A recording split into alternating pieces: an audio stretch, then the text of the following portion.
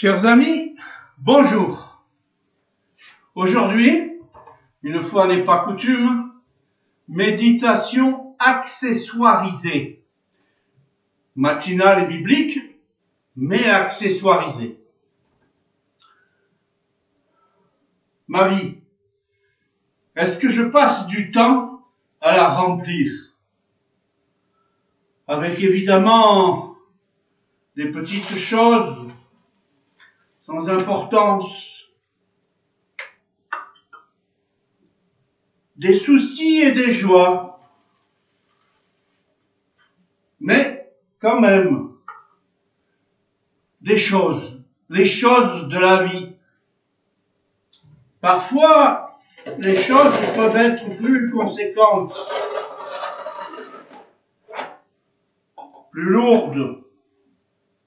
Et puis, que cela soit des joies ou que cela soit des peines, ma foi,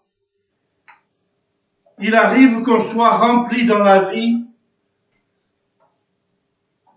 jusqu'à ce que, tout ayant un terme, la coupe soit pleine. La coupe est pleine. J'en ai ras-le-bol. Bon, comme c'est moi qui fais l'histoire, j'ai décidé de changer. Je suis devenu bouddhiste. J'irai même jusque bouddhiste. Et j'ai droit à une deuxième vie.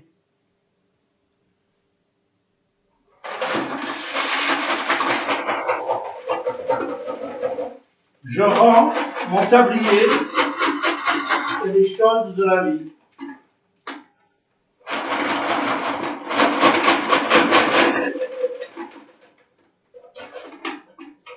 Mais l'expérience aidant, je vais m'y prendre différemment.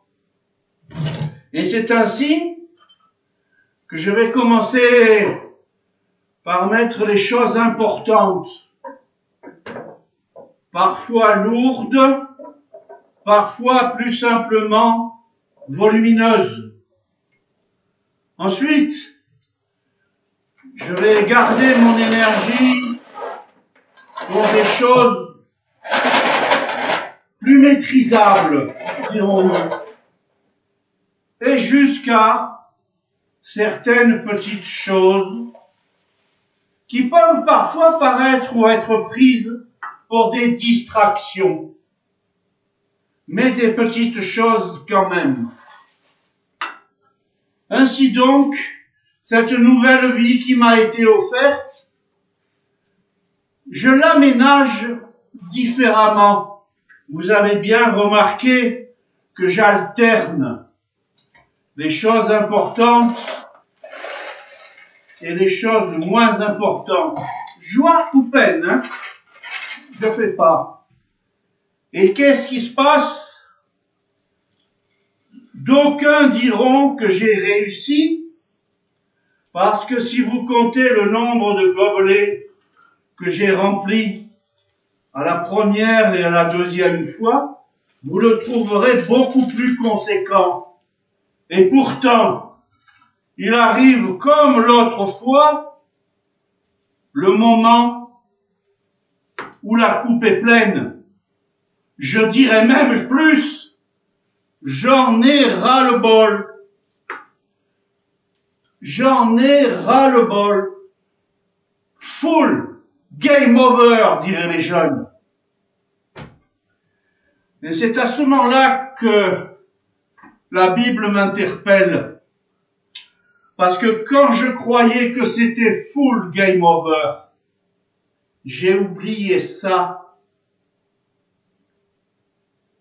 qui va rentrer malgré que la coupe soit pleine.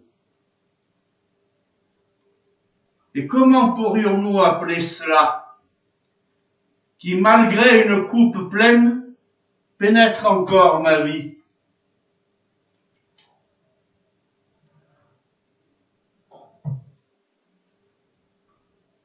D'aucuns diront que c'est la grâce. La grâce est venue combler ce qui était incomblable. Un nouveau néologisme. C'était plein c'était full, c'était une deuxième vie. Certains pourront dire que je vous ai présenté une version bêta de moi-même, une version améliorée.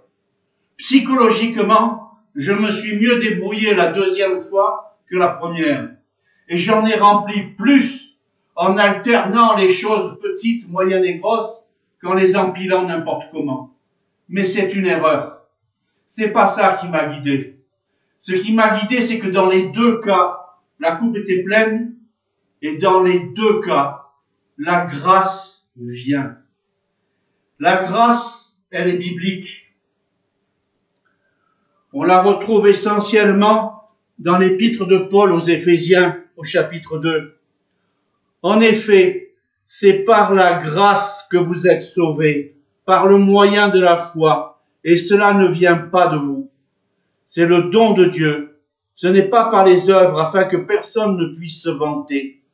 En réalité, c'est lui qui nous a fait. Nous avons été créés en Jésus-Christ pour des œuvres bonnes que Dieu a préparées d'avance, afin que nous les pratiquions. Et je vous souhaite aujourd'hui d'attendre la grâce, plus que de l'espérer. Attendez-la, parce que la parole de Dieu est certaine, et la grâce viendra. Je vous souhaite une bonne journée.